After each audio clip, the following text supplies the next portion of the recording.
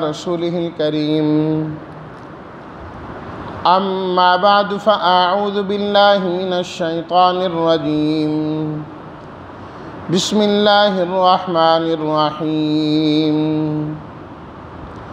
سل بني إسرائيل كم آتيناهم من آية بينة ومن يبدل نعمة الله من بعد ما جاءته فإن الله شديد العقاب زين للذين كفروا الحياة الدنيا ويسخرون من الذين آمنوا والذين اتقوا فوقهم يوم القيامة والله يرزق من يشاء بغير حساب صدق الله مولانا العظيم اللهم صل على سيدنا ومولانا محمد وعلى آل سيدنا ومولانا محمد وبارك وسلم سل سأل سؤال کا لفظ اردو میں بھی استعمال ہوتا ہے، پوچھنا، یہ امر ہے، آپ پوچھئے، سوال کیجئے۔ بنی اسرائیل قوم تھی، کم کتنی ہی زیادہ ہم نے آتینا دی ہم نے ہم ان کو شدید العقاب، العقاب کا معنی ہے عذاب، سزا۔ زینا مزین کیا گیا، خوبصورت بنایا گیا، تزیین کی گئی۔ یسخرون مذاق اڑانا کسی کا، حقیر سمجھنا دوسرے کو۔ فوق کہتے ہیں اوپر کو، بلند کو۔ بغیر حساب، بغیر حساب کے یعنی کثرت کے ساتھ۔ اب تسلسل کے ساتھ ترجمہ۔ پوچھئے آپ بنی اسرائیل سے، کتنی ہی ہم نے ان کو واضح نشانیاں دی، اور جو شخص اللہ کی نعمت کو تبدیل کر دے بعد اس کے کہ وہ نعمت اس کے پاس آ گئی، بے شک اللہ تعالیٰ سخت سزا دینے والے ہیں۔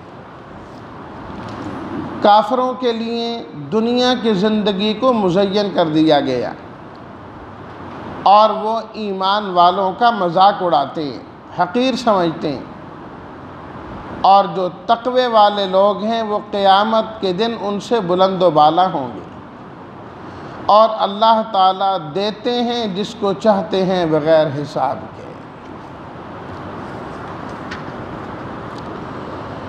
اللہ اکبر۔ کل کی آیات میں ہم نے یہ بات پڑھی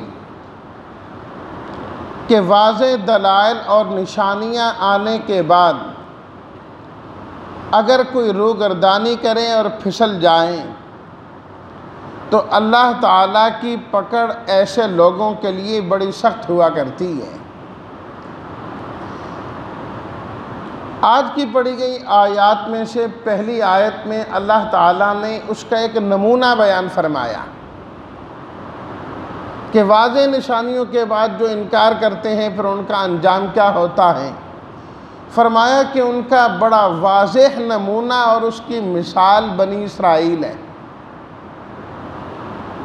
کہ موسیٰ علیہ السلام کے جو ماننے والے تھے، فرمایا ذرا ان کی زندگیوں کو دیکھیے کہ پروردگار عالم نے موسیٰ علیہ السلام کو کتنے معجزات عطا فرمائے، دلیلیں عطا فرمائیں، ایسی واضح اور روشن دلیلیں کہ ایک منٹ میں نظر آ رہی ہیں کہ موسیٰ علیہ السلام اپنا عصا پھینکتے ہیں، سانپ بن جاتا ہے، دوبارہ ہاتھ میں پکڑتے ہیں، ڈنڈا بن جاتا ہے، ہاتھ بغل میں ڈالتے ہیں تو 14ویں کی چاند کی طرح چمکنے لگ جاتا ہے، دوبارہ ڈالتے ہیں تو ختم ہو جاتا ہے۔ کتنی واضح نشانی اللہ تعالیٰ نے ان کو دی۔ لیکن یہ لوگ موقع بہ موقع قدم قدم پر یہ منحرف ہوئے اور انہوں نے روگردانی کی۔ کم آتیناہم من آیت بینہ، تھوڑی نہیں، ہم نے بہت زیادہ ان کو نشانیاں عطا کی، لیکن انہوں نے کیا کیا؟ اس نشانی کی قدر نہیں کی، مانا نہیں انہوں نے۔ دیکھیے ہم پہلے سپارے کے اندر سورہ البقرہ کے پہلے حصے میں پڑھا ہے کہ اللہ تعالیٰ نے موسیٰ علیہ الصلاۃ والتسلیمات کو تورات عطا فرمائی، انہی بنی اسرائیل کی ہدایت کے لیے، ان کی رہنمائی کے لیے۔ چاہیے تو یہ تھا کہ یہ دل و جان سے تسلیم کرتے، ماننے والے بنتے، لیکن انہوں نے تورات کے احکامات پر عمل نہ کیا۔ اللہ کی طرف سے کوہ طور کو ان کے سر پر بلند کر دیا گیا۔ بتاؤ اب مانتے ہو کہ تمہارا کام ادھر ہی تمام کرے؟ پھر کہا نہیں نہیں نہیں نہیں ہم مانتے ہیں، توبہ کرنے لگے۔ تورات موسیٰ علیہ الصلاۃ والتسلیمات لے کر آئے، کہنے لگے ہمیں کیا پتا کہ آپ تورات کہاں سے لے کے آئے؟ اللہ تعالیٰ ہم سے خود فرمائے کہ یہ میری کتاب ہے، پھر ہم مانیں گے۔ اللہ تعالیٰ نے یہ مطالبہ بھی ان کا پورا کر دیا، فرمایا لے آؤ بندوں کو۔ موسیٰ علیہ الصلاۃ والتسلیمات 70 بندے اپنی قوم میں سے منتخب کر کے لے گئے، اور اللہ کی طرف سے باقاعدہ آواز آئی کہ یہ ہماری کتاب ہے، اسے تسلیم کرو۔ کہنے لگے ہمیں کیا پتا کدھر سے آواز آ رہی ہے، کون آواز دینے والا ہے؟ ارنا اللہ جہرتاً، اللہ ہمارے سامنے آئے، اللہ ہمارے سامنے آئے۔ فرمایا پھر ہم نے بھی نہ چھوڑا ان کو، سب کو ادھر ہی موت طاری کر دی، کہ یہ تو آگے سے آگے بڑھنے والی بات ہے۔ پانی سے گزر کے گئے، دریا و سمندر سے گزر کے گئے، راستے بنتے دیکھے اس کے اندر کہ راستے بن گئے۔ چاہیے تو یہ تھا کہ اللہ کا شکر ادا کرتے، لیکن نشانی دیکھنے کے بعد جب وہ دریا پار کر کے گئے، آگے کچھ لوگوں کو دیکھا کہ وہ اپنے بنائے ہوئے الہوں کی عبادت کر رہے ہیں۔ کہنے لگے اے موسیٰ آپ بھی ہمیں کوئی الہ بنا کے دے دیں جس کی ہم عبادت کرتے رہیں۔ موسیٰ علیہ السلام نے فرمایا پھر فرعون کے ساتھ ہمارا جھگڑا کیا ہے؟ ہم یہی تو کہتے ہیں کہ عبادت کا مستحق صرف اور صرف اللہ ہے، اور تم پھر وہیں کے وہیں کھڑے۔ من و سلوہ اللہ تعالیٰ انہیں صبح و شام عطا کرتے ہیں۔ فرمایا کہ ذخیرہ نہیں کرنا، ذخیرہ کرنا شروع کیا، وہ گلنے سڑنے لگ گیا۔ بعد میں اس سے نفرت کی، اللہ نے من و سلوہ ویسے ہی ختم کر دیا۔ فرمایا جاؤ خود ہی زراعت کرو، خود ہی کماؤ، تمہیں پتہ لگے کہ کیسے اسے حاصل کیا جاتا ہے۔ تو اللہ تعالیٰ ان کے حالات کو ہمارے سامنے لا کے فرما رہے ہیں کہ ان بنی اسرائیل سے پوچھئے، یعنی ان کے حالات پڑھیے۔ کم آتیناہم من آیت بینہ، ہم نے کتنی کھلی نشانیاں ان کو عطا فرمائی تھی، کھلی نشانیاں۔ انسان کی جو نظر ہے وہ ہمیشہ عبرت والی ہونی چاہیے، کہ وہ یہ نہ سمجھے کہ اس کے ساتھ ہو رہا ہے۔ فرمایا جو کچھ ہو رہا ہے وہ تمہاری عبرت کے لیے ہو رہا ہے، تمہاری عبرت کے لیے۔ فَاعْتَبِرُوا يَا أُولِي الْأَبْصَارِ، اے عقل والو تم عبرت حاصل کیا کرو۔ وَمَن يُبَدِّلْ نِعْمَةَ اللَّهِ مِن بَعْدِ مَا جَاءَتْهُ، فرمایا کہ جو شخص بھی اللہ کی نعمت کو تبدیل کرے اس کے آنے کے بعد، تو اللہ تعالیٰ تو بڑی سخت سزا دیتے ہیں۔ تو یہاں اللہ نے واضح دلیل کو اپنی نعمت فرمایا ہے، اپنی نعمت فرمایا، تو حق بات پر دلیل کا مل جانا یہ اللہ کی نعمت ہے۔ جب دلائل سے ایک چیز واضح ہو جائیں تو پھر اس کو ماننے کے اندر انسان کو کوئی حیل و حجت نہیں ہونی چاہیے کہ ہمارا عقیدہ کیا تھا، بڑوں کا عقیدہ کیا تھا، ہمارا کلچر کیا ہے۔ چھوڑو اس بات کو، یہ دیکھو کہ اللہ کا صحیح اور واضح حکم کیا ہے۔ جب قرآن کی آیت مل گئی ہے، نبی کریم صلی اللہ علیہ وسلم کا فرمان صحیح حدیث سے ثابت ہو گیا ہے، اسے مان لینا چاہیے۔ یہ اللہ تعالیٰ کی نعمت ہے، اللہ کا انعام ہے۔ اگر نہیں مانیں گے، اللہ اس انعام کو انتقام میں تبدیل فرما دیں گے۔ انعام ہمیشہ انتقام میں تبدیل ہوتا ہے۔ فَإِنَّ اللَّهَ شَدِيدُ الْعِقَابِ، اللہ پھر بہت سخت سزا دینے والے ہیں، پھر تمہاری بچت نہیں ہو پائے گی۔ دوسری آیت میں اللہ تعالیٰ نے اس بات کو ذکر فرمایا کہ یہ جو کافر ہیں، جنہیں اللہ تعالیٰ نے اتنا وافر عطا فرمایا، اتنی فراوانی عطا فرمائیں، اس کے باوجود یہ لوگ مانتے کیوں نہیں، تسلیم کرتے کیوں نہیں؟ اللہ نے تو ان کو اتنے انعام دیے کہ وہ ان انعاموں میں، نعمتوں میں ڈوبے پڑے ہیں، ڈوبے پڑے ہیں ان میں۔ ان کو تو زیادہ اللہ کو پہچاننا چاہیے، زیادہ اللہ کو پہچاننا چاہیے، لیکن پھر نہیں مانتے۔ کیوں؟ زُجِّنَ لِلَّذِينَ كَفَرُوا الْحَيَاةُ الدُّنْيَا، فرمایا اس کی دو وجہ ہیں۔ سب سے پہلی وجہ تو یہ ہے کہ دنیا کی جو زندگی ہے، یہی ان کا مطمح نظر ہے، ان کا اول، ان کا آخر، ان کی ابتدا، ان کی انتہا، ان کا شوق، ان کا ذوق، ان کا سب کچھ دنیا کی زندگی ہے۔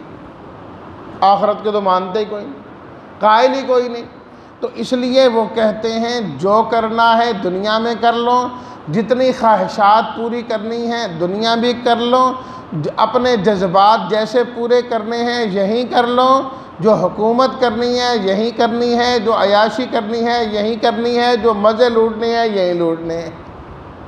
بس وہ کہتے ہیں مر گیا بندہ، ختم، اس کے بعد تو ہے ہی کوئی نہیں، ہے ہی کوئی نہیں۔ اس لیے وہ اپنی خواہشات کی تکمیل میں لگے رہتے ہیں اور اللہ سے دور ہوتے رہتے ہیں۔ اور ایمان والے کا نظریہ کیا ہے؟ مومن کا نظریہ کیا ہے؟ کہ میں اس دنیا میں ہمیشہ رہنے کے لیے نہیں آیا، یہاں چند روز ہم نے گزارنے ہیں، اس کے بعد حقیقی زندگی جو آخرت کی زندگی ہے، جو جنت کی زندگی ہے، ہم نے اس کی طرف جانا ہے اور اس کی تیاری ہم نے یہیں سے کر کے جانی۔ وہ اپنا ٹھکانہ اس کو نہیں سمجھتا، وہ اس کو انعام کی جگہ نہیں، امتحان کی جگہ سمجھتا ہے کہ زندگی اللہ نے مجھے امتحان کے طور پر عطا کی، امتحان کے طور پر عطا کی ہے۔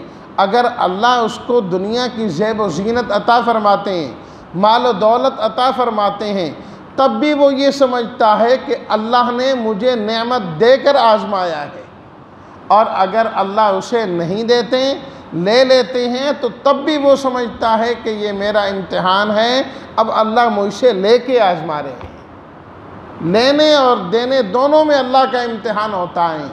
وہ اس کے ساتھ اپنا دل نہیں لگا لیتا، اس نعمت کے ساتھ کہ چمٹ جائے، وہ یہ نہیں مل رہی، اس کو حاصل کرنا ہے، ملے بس اس کے پیچھے پڑ جائیں، اور اگر نہ ملے تو پریشان ہو جائے، غمگین ہو جائے۔ ایمان والے کی شان نہیں ہے۔ ایمان والے کو مل جائے اللہ کا شکر کرتا ہے، اللہ کا شکر کرتا ہے، نہیں ملتا تو صبر کرتا ہے، صبر کرتا ہے، پروردگار جس حال میں آپ نے رکھا یہی میرے لیے بہتر ہے، کیونکہ دنیا یہ ہماری خواہشات کی جگہ ہے ہی نہیں، چاہتوں کی جگہ ہے ہی نہیں۔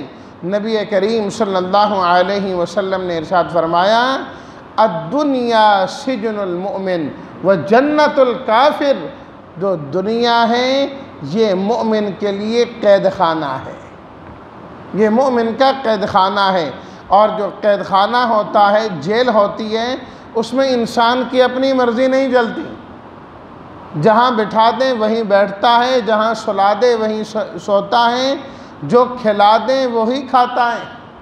نہیں جی مجھے تو آج یہ لا کر دو، بھئی تو قیدی ہے کہ یہاں کا مالک بن کے آیا تجھے دیں؟ فرمایا مومن آدمی دنیا کے اندر ایسے ہی رہتا ہے، بس اللہ نے جو دے دیا الحمدللہ، جہاں سلا دیا الحمدللہ، یہی ٹھیک ہے۔ جس حال میں رکھا ہے وہ اسی حال میں خوش ہوتا ہے۔ وَجَنَّةُ الْكَافِرِ، فرمایا کہ جو دنیا ہے یہ کافر کی جنت ہے۔ اور جنت کیا ہے؟ جس میں انسان کی اپنی تمام خواہشات پوری ہوں، جو مرغوب چیزیں ہیں وہ ساری پوری ہوں، تو کافر یہی پورا کرتا ہے۔ اس لیے دوسری حدیث میں ہے، فرمایا الدنیا دار من لا دار لہ، دنیا تو گھر ہے اس کا جس کا آخرت میں کوئی گھر نہیں۔ جس نے اس دنیا کو حقیقی معنی میں اپنا گھر سمجھ لیا، آخرت میں اس کا کوئی گھر نہیں۔ اور جو اسے اپنا گھر نہیں سمجھتا، آخرت کو سمجھتا ہے، فرمایا اللہ اسے پھر آخرت میں عطا کرتے ہیں۔ اس لیے اللہ تعالیٰ نے سورہ توبہ کے اندر نبی کریم صلی اللہ علیہ وسلم کو خطاب کیا اور آپ کے ذریعے اصل میں امت کو سمجھایا، فرمایا فَلَا تُعْجِبْكَ أَمْوَالُهُمْ وَلَا أَوْلَادُهُمْ، اے ایمان والے لوگوں، ان دنیا داروں کو، ان کافروں کو ہم نے جو مال دیا، ان کو اولاد دی ہے، کبھی تعجب میں نہ پڑنا اس بات سے کہ ان کو اللہ نے یہ دے دیا۔ فرمایا ہم نے کون سا ان کے لیے کوئی بہتر فیصلہ کیا ہے؟ ہم نے ان کو دنیا کے اندر مال اور اولاد بھی دی ہے تو وہ بھی عذاب کے لیے دی ہے۔ وہ مال بھی ان کا عذاب بنا ہوا ہے کہ صبح سے لے کر شام تک مال مال مال مال مال، اسی کے کمانے کی فکر میں انسان نہیں رہا، انسان تو وہاں مشین بنی ہے۔ آج بھی دیکھ لیں، جو ہمارے یہاں کے وہاں کمانے جاتے ہیں تو اس طرح ہی کام کرتے ہیں جس طرح بجلی پہ چلنے والی مشین ہوتی، بس صبح سے شام میں یہی لگے ہیں۔ فرمایا یہ مال کوئی اللہ کی نعمت نہیں ہوتا، یہ عذاب ہوتا ہے۔ ایسا مال تو ہوتا ہے سکون کے لیے، راحت کے لیے، جس میں راحت ہی نہ ہو، سکون ہی نہ ہو تو وہ مال نہیں ہوتا، اللہ کا عذاب ہوا کرتا ہے، اللہ کا عذاب ہوا کرتا ہے۔ تو فرمایا کہ ان کے نہ ماننے کی پہلی وجہ کیا ہے کہ دنیا کی زندگی ہی خوبصورت ہے ان کے نگاہوں میں۔ دوسری چیز وَيَسْخَرُونَ مِنَ الَّذِينَ آمَنُوا، فرمایا کہ یہ کافر لوگ ہمیشہ ایمان والوں کا مذاق اڑاتے ہیں، ان کی کمزوریوں کی وجہ سے، فقر و فاقہ کی وجہ سے، کہ دیکھو یہ جنت کے طلبگار بنے پھرتے ہیں، جنت کے اندر جانے والے ہیں، ان کے پاس تو فلاں نعمت نہیں، فلاں نہیں، فلاں نہیں، ہمارے پاس تو یہ بھی ہے وہ بھی ہے، اور ہم سے لے کر یہ کھاتے ہیں اور یہ ساری دولتیں لیتے ہیں تو ہم ان سے بلند ہیں، کمزور سمجھ کر ان کا مذاق اڑاتے ہیں۔ وَالَّذِينَ اتَّقَوْا فَوْقَهُمْ يَوْمَ الْقِيَامَةِ، فرمایا ان کا عقلوں کو کیا پتا، یہ تو دنیا کے اندر ہم نے ان کو دیا اور اپنوں کو نیچے رکھا، جب قیامت کا دن آئے گا تو اللہ تقوی والوں کو سب سے بلند و بالا کر دیں گے، ان کی شان انتہائی بلند ہو جائے گی، ان کا مقام انتہائی بلند ہو جائے گا۔ تو اس لیے ایمان والوں کو بھی اللہ تعالیٰ نے یہی ہدایت کی ہے کہ یہ کافروں کا کام ہے کہ وہ کسی کا مذاق اس کے فقر و فاقہ کی وجہ سے، اس کی کمزوری کی وجہ سے اڑائیں۔ اللہ اکبر۔ حضرت علی رضی اللہ تعالیٰ عنہ سے روایت ہے، نبی کریم صلی اللہ علیہ وسلم نے ارشاد فرمایا کہ جو شخص کسی کو ذلیل کرے اس کے کمزور ہونے کی وجہ سے، اس کے فقر و فاقہ کی وجہ سے، اللہ ایسے بندے کو قیامت کے دن جب اولین اور آخرین جمع ہوں گے، اللہ وہاں اس کو رسوا فرما دیں گے، وہاں اسے ذلیل کر دیں گے۔ یہاں آج تو تیرے پاس ہے طاقت کہ تو اس کو حقیر سمجھ رہا ہے، فرمایا کل بدلہ بھی چکایا جائے گا۔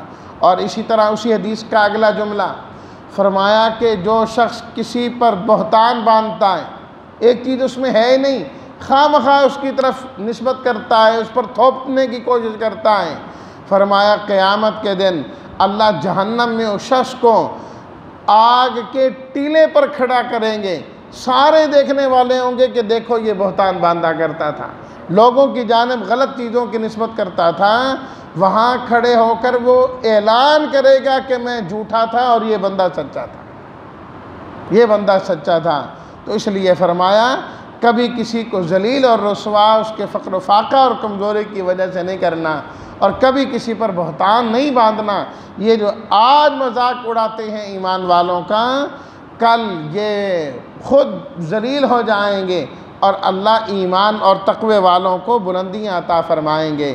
واللہ یرزق من یشاء بغیر حساب۔ پروردگار اگر یہ اتنے برے ہیں اور یہ ملعون ہیں، گندے ہیں، تو آپ ان کو اتنا دیتے کیوں ہیں؟ بغیر حساب کے کیوں ملتا ہے؟ فرمایا کہ رزق کا ملنا وہ کسی کے کمال پر موقوف نہیں ہے۔